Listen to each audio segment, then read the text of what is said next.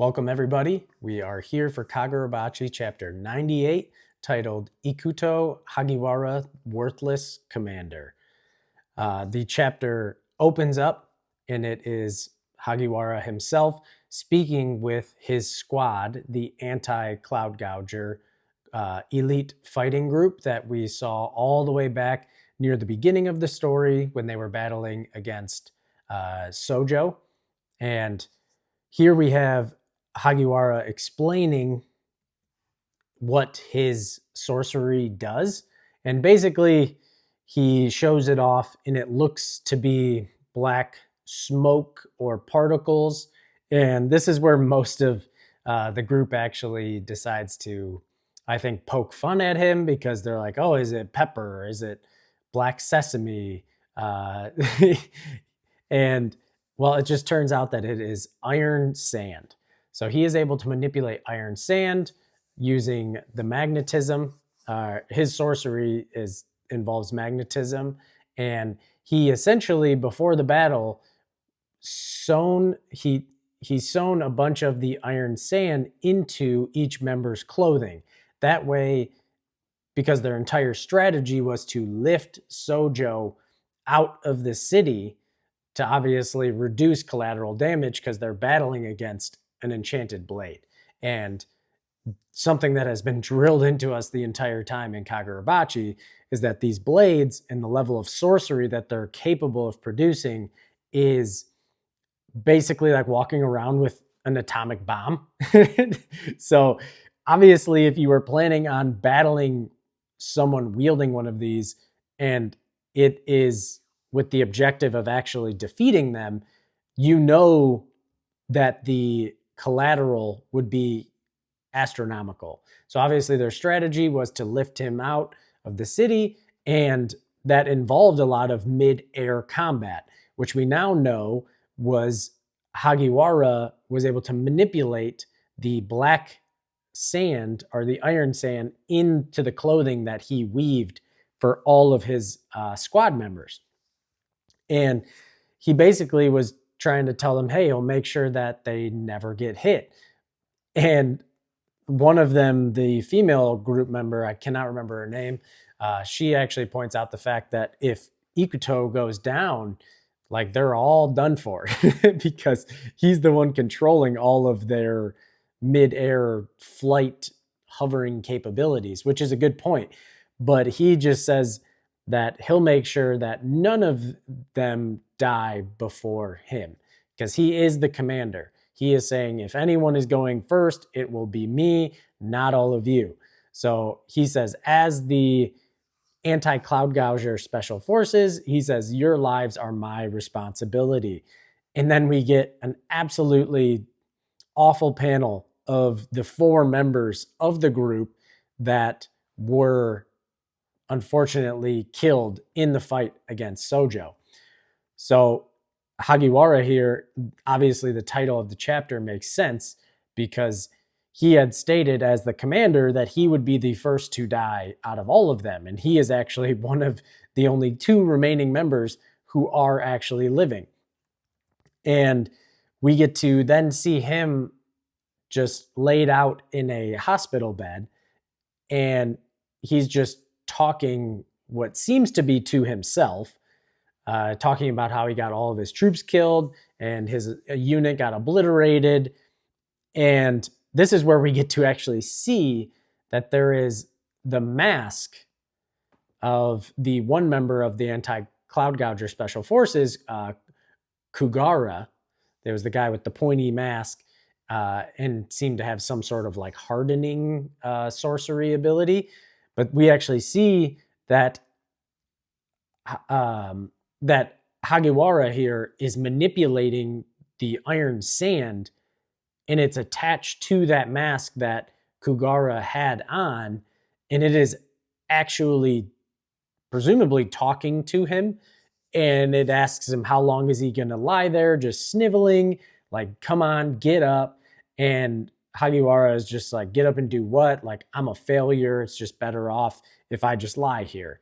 And we do get to see him in the bed, and obviously he is missing his legs. That was the last information that we got from him after the operation, when the Kamunabi higher-ups were discussing what had happened with Sojo and the Cloud Gouger.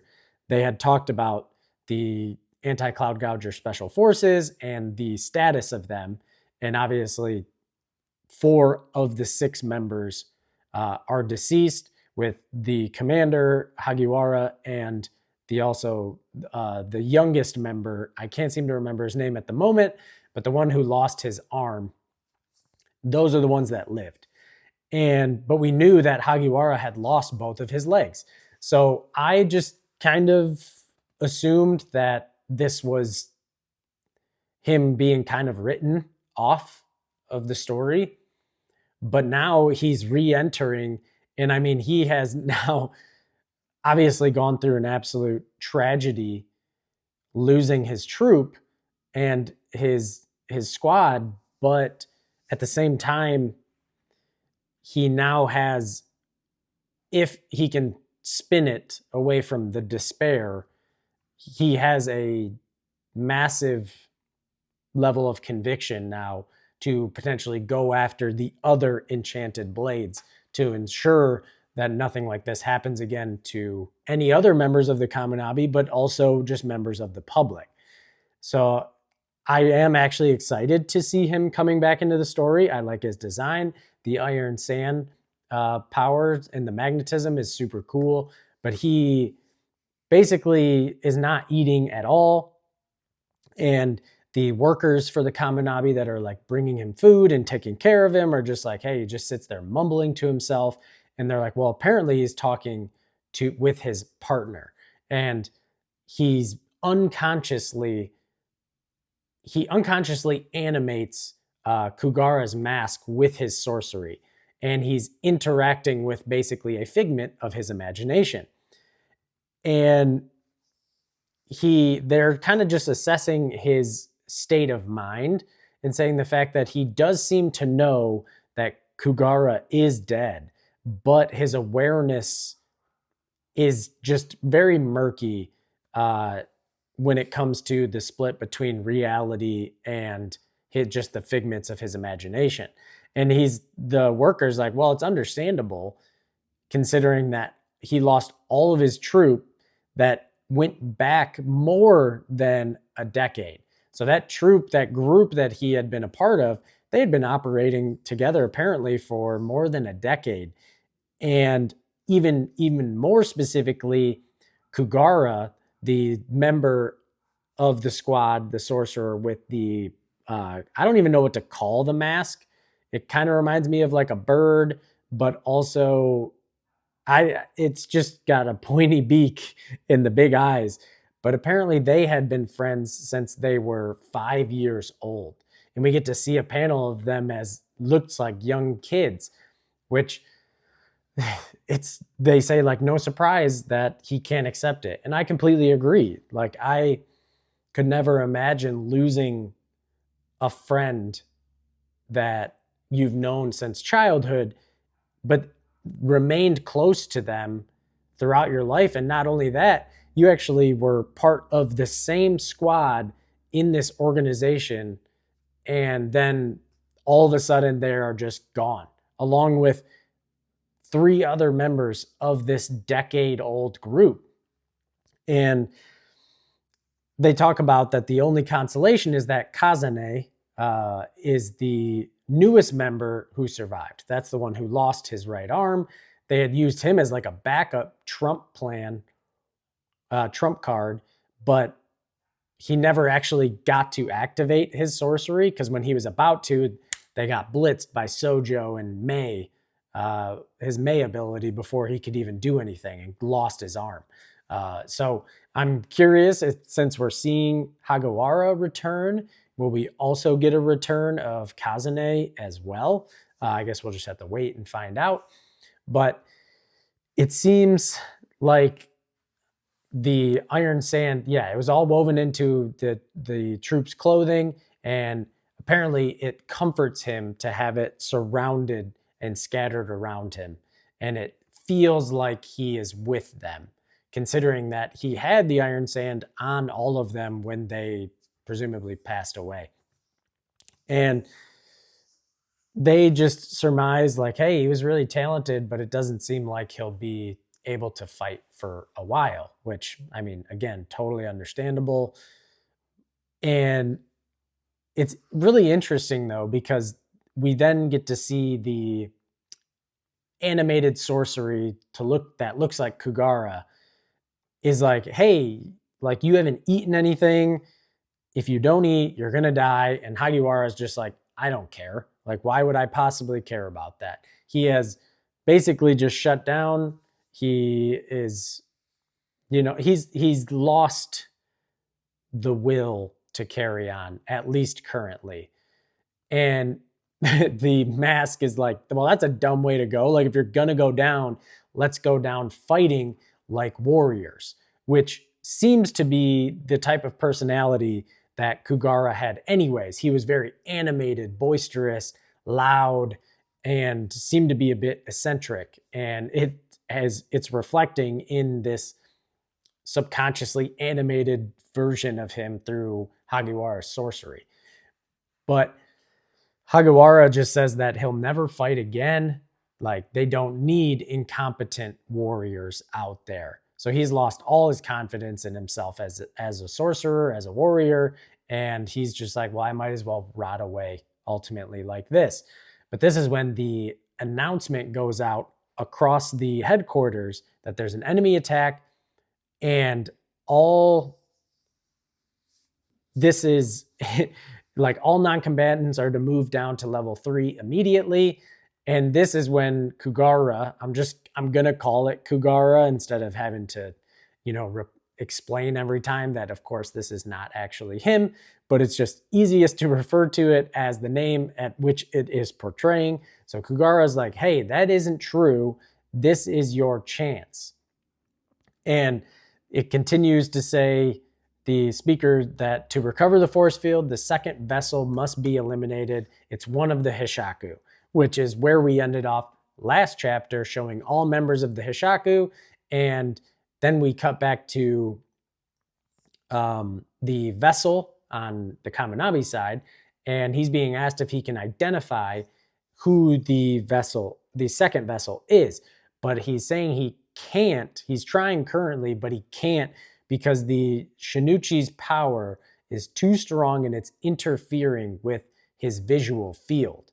And we get to see the guy who I don't think we have a name for him yet, but the guy who, had the comb that showed up in front of the 2 Hishaku members, the one guy who always yawns with like the demon dog sorcery, and then the woman who uses the ice sorcery. And it looked like they were just about to fight, but then Hagiwara actually just walks right in between them. And he is basically like, he's thinking to himself with an inner monologue, and he's like, you all died for our country. Well, like, I'm sorry I was a worthless commander, but I want to make this sacrifice for you. So he's like, I'm doing this, but before he can even do anything, he's instantly flash frozen, which we know is obviously that woman Hishaku's sorcery. And then one of the giant demon dogs comes to basically devour him. But he counters with a bunch of his iron sand. A bunch of its spikes come out, pierces through shatters the ice around him, and also pierces through the demon dog attempting to bite him. And we figure out that obviously this was all hidden. The iron sand was hidden within his clothes, so he's like weaving it in there, and that's how he's walking around. He's also infusing, basically creating iron sand legs so that he can walk and move around. And then we get to see the doctor who diagnosed Hagiwara after the incident with the battle against Sojo. The doctor surmises that Hagiwara is not in his right mind, because Hagiwara himself told the doctor that just as everything started to go black, because we know he was literally under the water in the ocean submerged, being crushed. His lower half was being crushed by the giant rock. And he apparently told the doctor that just as everything started to go black, I saw a shadow, a person's shadow, and it's like a giant hand coming down. And he says, Kagura grabbed me and pulled me back up to shore. And we get to see the mask of Kagura. The doctor continues that if they look back on what happened, he had to have clawed his own way back to shore. Like there was no one there to actually help him, considering that 4 of them had already passed, and the other one, Kazane, was on the beach, basically looked like he was passed out, and he was missing an arm. So it wasn't going to be him that helped him. And the doctor continues that the psychological trauma has conjured the fantasy of Kagura. So basically, he helped himself with his iron sand sorcery, but he, in that space of being like basically almost dead and the traumatic psychological effect that had just occurred with all of his team being annihilated, he concocted basically a different persona of Kagura that helped him and saved him, but it really was himself. And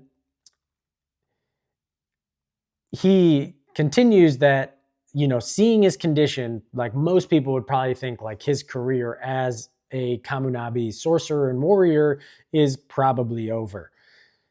But he goes on to state something very true, which is the essence of sorcery is the natural circulation of spirit energy without conscious mediation.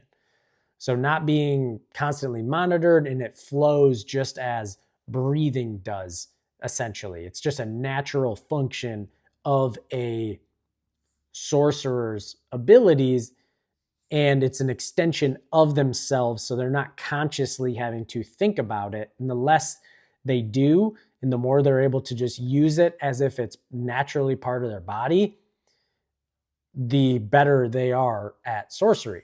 And he says that in Hagiwara's current state, he interacts with his own sorcery as if it was another person. So it is the epitome of subconscious control. So he's not even consciously aware that he is controlling it. This is coming from much deeper in his subconscious. So it is like the very, very exceptionally high level sorcery. So this traumatic experience has actually resulted in his sorcery getting a massive buff. Now, obviously, the cost is basically his sanity and his grip on reality. But I mean, at least in a time like this, he is being, he's the doctor basically says that, strangely enough, the fact that even though he has all these issues, he is in the most suitable place for battle. And before he can continue on the fight, he actually collapses to the ground. And we know, because he says, my body feels heavy, which we know is when you destroy those demon dog, when you destroy the demon dog sorcery, it inflicts weight on you.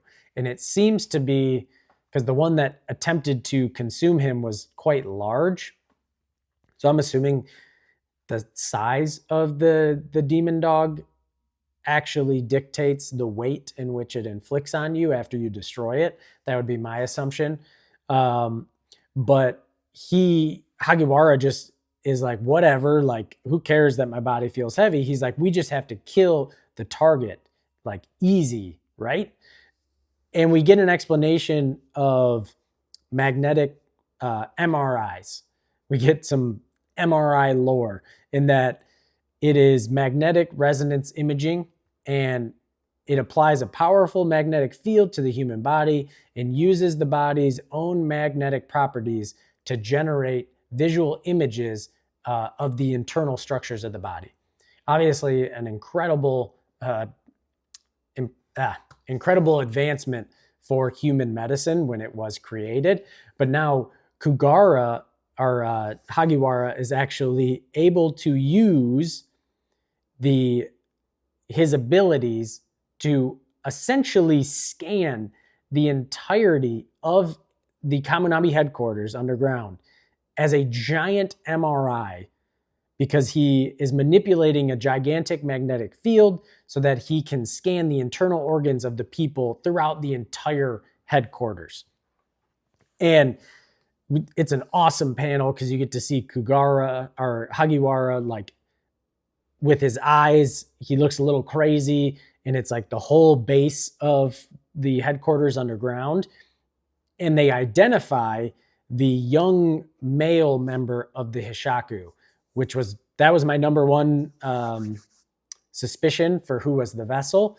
Because at the last chapter, when they talked about it, they like first zeroed in on him. Obviously, it could have been a red herring, but it seemed like it was on purpose. And we get to see that he has the scroll of the realms in his body, which is, again, Hagiwara got a massive upgrade. The entirety of HQ is a very large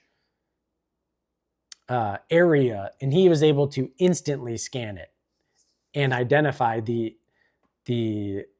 other vessel. And on top of that, he orders Kugara, his sorcery, to impale him. And it just he just literally drills through. I don't even know how far away he was, but he drills through all the way through the ground. We see the ground crackling beneath that, the boy Hishaku, and he is literally impaled from underneath. And Hagiwara just has this look of elation on his face, and he's like, "We've still got it, partner." And this is where the chapter ends. So my thought here is that this young Hishaku member is not actually dead. I think we don't know anything about them. Yura specifically stated that he was the strongest combatant in the Hishaku. Now, we don't know the validity of those statements, but I honestly do not believe that Yura would lie to him in this situation, because they were going into a very high risk, high reward. Like, we're basically rolling the dice here on if we succeed or we're annihilated as a group. So I don't think he would have lied in that scenario.